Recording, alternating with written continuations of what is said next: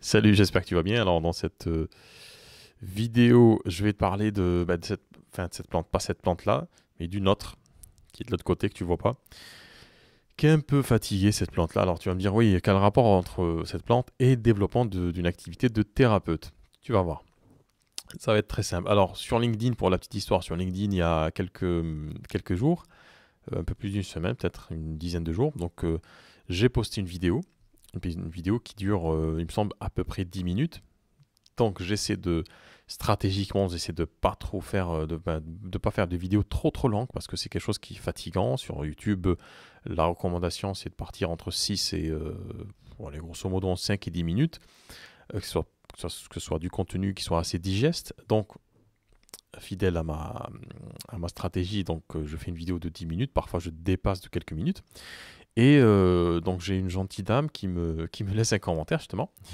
Et il y avait deux choses intéressantes, et je vais te dire pourquoi je te parle de ça aujourd'hui, en tant que thérapeute, et en tant que thérapeute qui s'investit sur Internet. Attends, je ferme juste une fenêtre, ça pique l'œil. Voilà. Donc elle me laisse un commentaire, elle me dit voilà, vidéo soporifique, ou un truc dans le genre, une vidéo trop longue, tu t'étales en longueur, etc. Et en plus, la plante, elle est morte, t'aurais dû mettre une plante beaucoup plus intéressante, ou t'aurais dû l'arroser. Alors, je pense de mémoire, depuis que je fais ce métier-là, j'ai pas eu de commentaires désobligeants. C'est la première fois qu'on m'a fait un commentaire sur, alors non pas sur le contenu, sur ce que je dis, mais sur la forme, c'est-à-dire sur la durée et sur la plante. Alors, quel est l'enseignement que je peux tirer moi de cette petite aventure, hein, digitale? C'est que, en fait, je suis très content d'avoir eu ce commentaire-là. Pourquoi? Parce que quand généralement on vous attaque sur la forme, ça veut dire qu'on ne peut pas vous attaquer sur le contenu, sur le fond. Alors ça ne veut pas dire que cette personne a voulu m'attaquer, c'est pas ça. Il y a pas de conspiration, il n'y a pas de reptilien, il y a rien de tout ça. C'est juste que ça me dit que, et c'est la discussion que j'ai eue avec une thérapeute il n'y a pas très longtemps, sur le clivage, sur la polarisation de la communication, en tant que thérapeute, en tant que communicant sur Internet, il faut être extrêmement polarisé. Je traduis, extrêmement polarisé, ça veut dire qu'il faut être soi-même. Et on est tous polarisés intérieurement. On est tous différents, on a tous un discours un peu trash, un peu, c'est normal. Et puis bon, la vie sociale fait que on peut pas trop dire certaines choses ou penser à haute voix certaines choses. Donc cette personne s'est permise de me faire une petite remarque sur cette plante, là, enfin celle qui est de l'autre côté, mais c'est son cousine, c'est les mêmes. Je la vois d'ici d'ailleurs, la pauvre, elle est un peu fatiguée, c'est vrai. Elle manque un peu de soleil. Et du coup, ça me dit quoi? Ça me dit que je suis bon dans ma façon de communiquer, dans le sens où bah, j'attire que des personnes avec lesquelles mon raisonnement, mon, mon discours vibre. Et le fait de ne quasiment avoir jamais de commentaires désobligeants ou impertinents, ça me dit simplement que je m'adresse aux bonnes personnes. Et c'est de ça dont je voulais te parler. C'est pas franchement cette plante, mais ce que porte le message de cette dame sur LinkedIn ou sur les autres plateformes, c'est que il faut absolument être soi-même, il faut travailler sa singularité dans un registre stratégique. Quand je dis il faut travailler sa singularité, ça ne veut pas dire qu'il faut être farfelu, on sort un petit peu de ses connotations, de ses clichés. Être soi-même, c'est être en accord, en raccord avec ses idéaux, ses valeurs, et puis euh, se permettre, se donner le droit, la permission d'en parler, de colorer ce qu'on dit sur Internet, de colorer sa pratique thérapeutique par sa propre personne. Parce que finalement, ce qui manie les outils thérapeutiques, c'est toi. C'est pas l'outil ne se manie pas tout seul. Si je prends un stylo aujourd'hui, si je prends n'importe quel outil, téléphone, euh, ça ne se manie pas tout seul. Il faut qu'il y ait une main qui l'attrape, il faut qu'il y ait une et il faut qu'il y ait, voilà, le stylo, c'est un objet aujourd'hui, dans l'histoire humaine, c'est un objet extrêmement commun.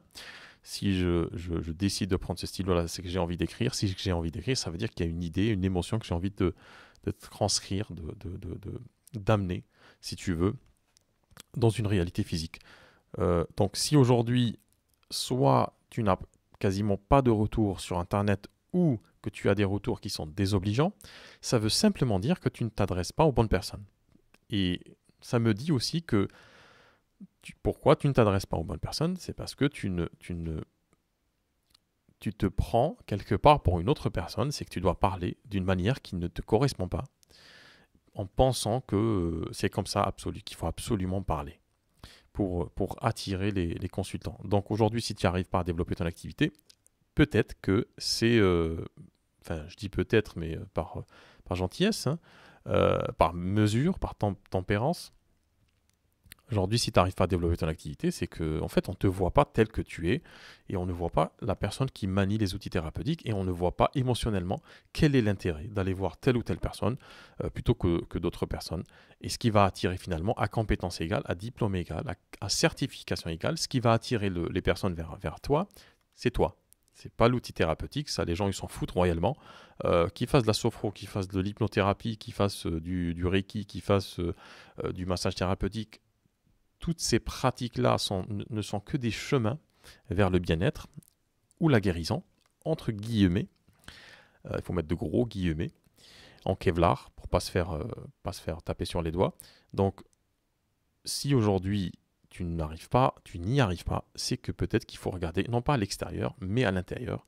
Est-ce que tu te donnes la permission d'être qui tu es réellement, et puis ensuite transcrire ça stratégiquement dans une optique de développement d'activité. Voilà ce que je vais te dire aujourd'hui sur ce commentaire, sur la cousine de l'autre là qui est derrière moi. Et alors, je suis à 6 minutes 40, ça va, je n'ai pas dépassé mes 10 minutes, donc pas taper. Si tu regardes cette vidéo et que tu trouves que c'est trop lent, je t'invite à quitter de suite. Hein. C'est-à-dire, je t'invite même d'ailleurs à ne plus cliquer, ne plus regarder mes vidéos et d'aller voir ailleurs, si j'y suis. Pour tous les autres qui vibrent comme moi, vous êtes les bienvenus. Dans les commentaires, d'ailleurs, dis-moi en commentaire, est-ce que ça t'arrive, est-ce que tu sens qu'il y a une résistance, en fait, quand tu as envie de te montrer, ça je sais que tu me comprends, hein, quand je te dis ça, c'est que je sais qu'on bouillonne quand on fait ces métiers-là. J'en parlerai d'ailleurs dans une prochaine vidéo. T'es pas arrivé là par hasard. Si tu fais ce métier-là, c'est qu'il y a vraiment une raison très très profonde. Et qu'aujourd'hui, si tu investis Internet, tu as encore du mal finalement à montrer qui tu es et qu'est-ce que tu apportes, qu'est-ce que tu es prêt ou prête à apporter aux autres. Voilà ce que je vais te dire dans cette vidéo. Tu me dis tout ça en commentaire. Si tu regardes sur YouTube, je te demande gentiment de t'abonner à cette chaîne, de cliquer sur le petit pouce bleu en bas pour propulser cette vidéo dans les méandres de YouTube et puis d'activer une petite cloche. Tu vas voir quand tu vas t'abonner pour recevoir tous les conseils qui vont t'aider d'une manière ou d'une autre à développer ton activité, sortir un petit peu de ton terrier. Voilà, donc tu me dis ça en commentaire et je te dis à très bientôt pour une prochaine vidéo. Ciao.